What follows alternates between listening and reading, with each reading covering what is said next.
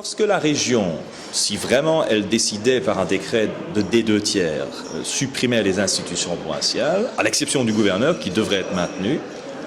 se poserait effectivement la question de savoir si, entre un bourgmestre d'une petite commune rurale et le ministre-président du gouvernement wallon, si entre les deux, il faut, oui ou non, un niveau intermédiaire. Je dois vous dire honnêtement, comme intellectuel, qu'il me semble que si la réponse à cette question est oui, et peut-être est-elle oui, alors je me demande dans quelle mesure il est utile de remettre en question le niveau intermédiaire qui existe à l'heure actuelle. En tout cas, si l'objectif est de le multiplier par un grand nombre d'autres structures, des structures supracommunales qui pourraient comprendre une dizaine, quinzaine de communes, mais avec les 262 communes de Wallonie, ça nous donnerait bien plus que 5 structures supracommunales que nous avons à l'heure actuelle et qui sont les provinces. On peut vous reprocher beaucoup de choses aux provinces, mais l'avantage est quand même qu'il n'y en a que 5.